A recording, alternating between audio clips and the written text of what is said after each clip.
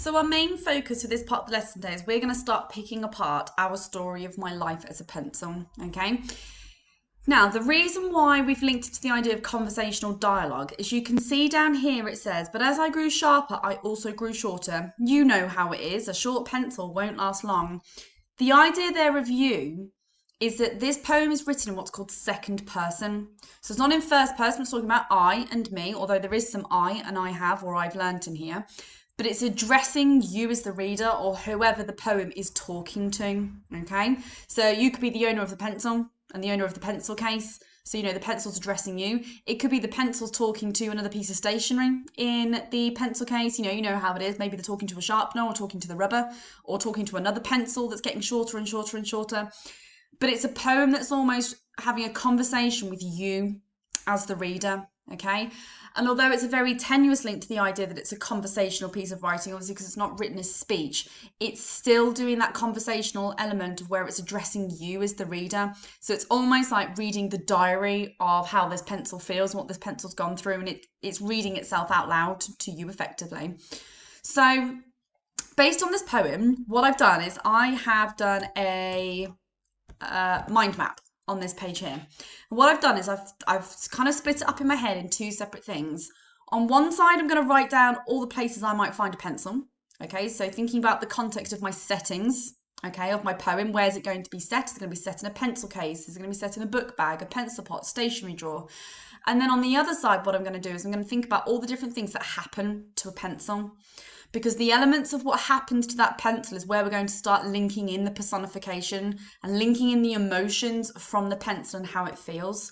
So thinking about the poem, okay, I've come up with some different places we can think of. Could be the pencil's in the bin. We know in that story, actually, the pencil knows it's going to end up in the bin, so it's got that horrible nightmare ending that I'm dead. I'm going to end up in the bin. I'll be discarded. Could be in a pencil case. It could be in a pencil pot. Obviously, I know at the moment we don't have pencil pots in our classroom, but in some of the year groups lower down when you've been in the school, you might have had pencil pots, and obviously lots of people touch those same pencils. We've got that it could be in a stationery drawer. It could be on the floor, it could be in a school bag, or even in someone's mouth. Okay, for those of you that are guilty of putting your pens and pencils in your mouth, disgusting. I'm not going to lie, I've probably been guilty of poking my face with a pen or a pencil here and there. Those are just some of the places I was thinking that a pencil might end up being, okay? They tend to be the common places that they end up in our school, okay? If you think about it in just terms of just our general classroom, they're either in the bin, they're in a pencil case, they're in the stationery drawer, they might be in your school bag if you take them home, you drop pencils on the floor all the time, and there's probably at least one or two of you that like to stick something in your mouth, okay? Be it stationery or whatever that goes in your mouth. So now thinking about those different elements, I'm going to sit here and think, okay, so if I link it to those setting descriptions now, what kind of things does a pencil go through in its lifetime? So I thought, well, it's going to be sharpened. Okay, so it's going to have a blade that's going to take off its skin, almost like shaving it, isn't it? Because they're called pencil shavings that come off of the sharpenings. So you've got the idea of the shaving there, so we could get the human feeling of pain. Also, suppose it's a case of being stripped of your clothing, isn't it? So it's a bit like being exposed or being embarrassed because, you're having your colour and your identity and your clothing then taken away from you. I mean, that's going a bit deep, but the idea that pencils are dropped, okay? Your pencils go from the tables and they end up on the floor. Okay, so they get dropped. When they get dropped, they then get broken. So they get snapped on the inside. So for those of you that have broken a bone, Keaton, you with your broken arm, and there's one or two of you that think have broken some arms and some legs, or a collarbone, or baby pinky, toes. I think we've had this conversation about broken bones. There's a few of you. That idea of them being broken, like the idea of having a bone that's broken, or the idea of something that's painful that's then been broken. And then put on here being tapped. Okay, Kyron, if Kyron's watching this video, he is notorious for tapping his pencil on the table. You imagine if you were tapped on the table, I think you'd get a headache, wouldn't you? You'd probably go a little bit dizzy. You might start seeing stars and your eyeballs might then shake around in your head if someone continuously used your head and banged it against the table. So the idea of a pencil being continuously tapped, okay? And then I also put on here the idea of being chewed. I'm not being funny, but I don't want to be on the end of a pencil and constantly feel like my head's going round in like a washing machine where I'm just chewed and I'm bitten and I'm sucked on. And the idea of being permanently like gunky. If any of you have got dogs at home, that's one of the most disgusting things my dog would ever do. He'd get a tennis ball and he'd chew it for about half an hour, come and give it to me. Oh, and it would just, yeah, not nice. Blah. Gross. Same thing goes for a pencil. You imagine if you're that pencil and you're being chewed and gobbed all the time, you're covered in someone's saliva and you've gone all soft and chewy and ugh. Not very nice. Okay, so let's move on from that one because that's making me feel slightly queasy.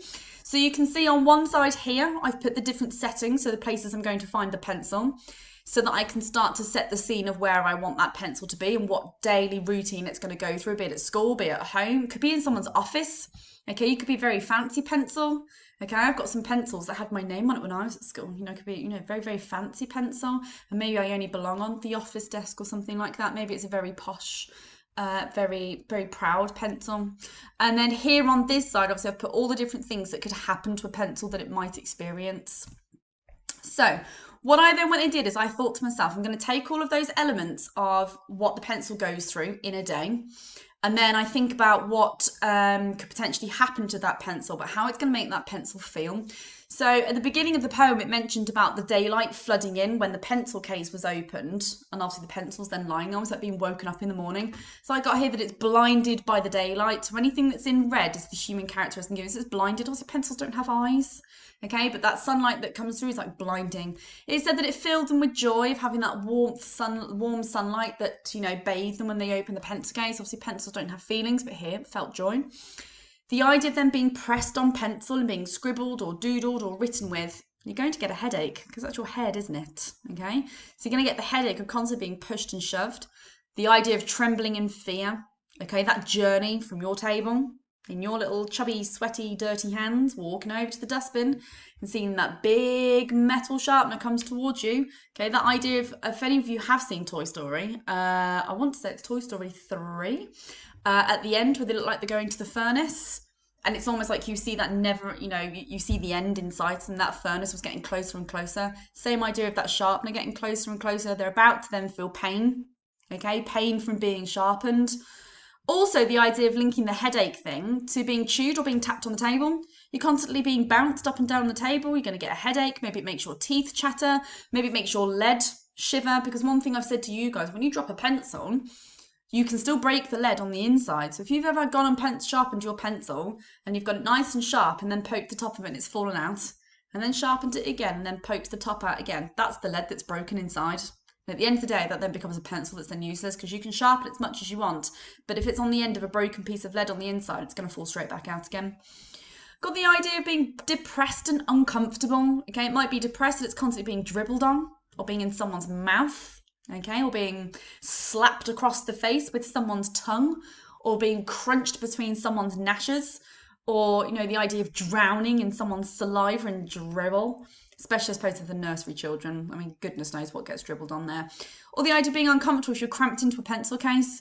Maybe you're in there with a pompous ruler or, you know, a posh felt tip or, you know, Tipp-Ex who thinks he's the boss of everything.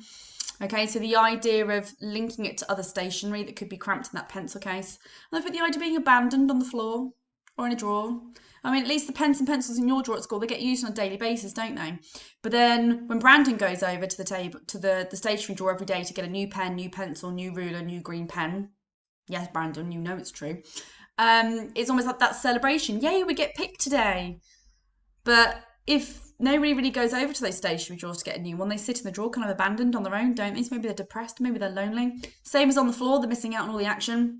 They don't want to be down there on the danger zone, okay, of all of the feet and all of the dust and the dirt. They want to be up on the tables where all the action's going on. So that's just an example of how to link it to then human characteristics. And it's that idea, just the reason why I've showed you the Toy Story clip is try and see it now from the point of view of that pencil. So imagine now that you were sat at school, you've got the pencil and you've been writing your English story. Now imagine what that pencil's looking at instead of what you're looking at. Well, it sees the lines, it sees the big writing, it sees itself come journeying up to your mouth. Maybe it gets launched in the air when you go to ask a question and maybe it passes out and gets unconscious because maybe it's afraid of heights or something like that. Makes their stomach churn. I want you to try and think of that idea of seeing it from that object's point of view, okay? So I've got two little examples here just to show you, and then I'm going to set you off on your activity. So I've got two different poems that use a very similar concept here, and I've used two different colours. The yellow colour, okay, is linking it to this element here of what it is that happens, okay, so the human characteristics. And then the purple side is the different setting descriptions of where this object is. So the sacrifice of a soldier. So war never ends. I am a sausage. So this is all about the idea of sausage and food, okay? So we've got here, he was born a sausage. Oh, born a sausage, die a sausage, missing in action. Obviously, those are all things that happen when someone goes to war. You're born into the war, you'll die. If you've gone missing, obviously you've died in action, you've gone missing in action. And then the idea of my brothers and sisters. So we've given them almost like a family. We're a family of sausages. And I think that links nicely in here to the purple one here, which is effectively the setting description. In our great packet named the Black Flag, that's basically a packet of sausages, so the plastic that it's encased in that you'd find in the supermarket. So the idea of brothers and sisters, well, you're a packet of 8 sausages, and that's what the packet's called. So that's the setting description. I am leaving the cold door. Okay, that cold door, I would assume, is going to be the fridge. Today is my big day. Well, basically, I'm about to get eaten, okay? I'm going to die honourably. Okay, it doesn't have characteristics like that. Obviously, it's not going to be dying. Effectively, if it's a pork sausage, it's dead already because it was an animal. I've also here a sneak on here of questions, okay, because I can't really ask questions, but it says, hey, what are you doing? All of us. So hang on, we're about to cook all of these 8 sausages. Oh, it's hot in here. Well, that makes me think, well, now they're in a frying pan. And then we've got, help, no, it's got a bit of speech in here, help me, and then, not the fork. So now we're about to get eaten. So it's that process of being born a sausage, dying a sausage, being in the packet, going from the fridge, going to the frying pan, to going onto the fork, to knowing that the next step is going to be, I'm going to get eaten, okay? Same idea here for the raindrop, okay? We've got the idea of it being a knock at the door, something was unexpected, it will brighten your day, ruin your day, welcome you, make you laugh, make you sad, contains many secrets, fills you with anticipation and surprise. It's not silent, it bangs, it splatters, it splashes. Different settings there. It's like a knock at the door. You've got it cleanses the earth, so it's coming down from the sky. Raindrops hit on the roof, on a window, on a puddle. Could be a car, could be your head when you're walking outside, could be your umbrella. So it's just thinking of some different contexts. Now, when you do your activity, come back and pause the video at this point in time because these 2 poems here might help you a little bit more because they're a very similar context. So your task, when we come back on Monday, we're going to write a poem similar to the pencil one, but we're going to write it about a book. Okay, now I've already written my version of the book, but I want to see if we can come up with one together. So it's really important that you do the work for today and tomorrow because you're going to need it for Monday. So first of all, think of the different places that you would find a book. Okay, and then think about what might be done to that book. So think of how it's handled, where it might end up, how it gets treated, what might it witness depending on where it is. If it's at home, is it going to witness something in your bedroom or in the kitchen? If it's at school, is it watching from the book corner? Is it in the table in front of you? Is it on my desk? Is it crammed into the back of your tray with a pencil shoved in one of its pages and the rubber hidden on the other side? Or is it crammed into the bottom of your book bag, dog-eared and stuck to a mouldy banana? Okay, so think of all the different things that could happen and how it makes that book feel. Then as an extension task, bleeding on to what we're going to be doing for tomorrow's lesson, is look at constructing some phrases using personification about the book. For example, flicking through me, the cold air made my pages shiver. So I know that I'm going to flick through a book. Okay, I'm going to be, if it's a dictionary, I'm looking for something. You're letting a whole lot of air go through that. Oh, someone opens that mic. Oh, I'm chilly. Someone whips the duvet off at you when you're in bed in the morning. You get pretty chilly, don't you? It lets a draft in. Same idea for the books. Okay, it's a very simple human characteristic there, but it's a simple one to have a go at. Now, I've put some pictures on here just to give you an idea. Okay, so we've got the book. Could have been eaten by a dog. Could be crammed into your book bag. It could be your book library. Obviously, we've got a library downstairs. Could be a simple bedtime story. We've also got our book corner. Okay, this is our book corner, so it's going to be witnessing whatever happens in class. We've also got the idea of pages being bent over. Oh, ouchie. Okay, so there's lots of different ideas there for you to have a think of. Okay, so that's the end of the video for today. What I'm going to do is, rather than add the spellings onto the end of this video, I'm just going to send the spellings home as part of your worksheet, just because the video will cut it off otherwise. So there'll be the spellings for you to have a nosy at as well, and I'll test you when we come back for those on Monday. But have a go at that activity. If you want to set it out the same way I did with your mind map, maybe you did all of the one side of the different settings and all of the other side with the different things that happened to the book, That's great, go for it. Try to be as imaginative as possible. Think of all the different things that could happen to a book. It could be a book that's treated nicely. It could be a very old book. It could be an ancient book. It could be in a special part of a library. It might be a classical book. It might be a comedy book. Think about all those different types of books and see how much you can come up with. And then we'll keep that for Friday's lesson, and then we'll have a look at it on Monday. All right, so give it a go and see how you get on. All right, good luck.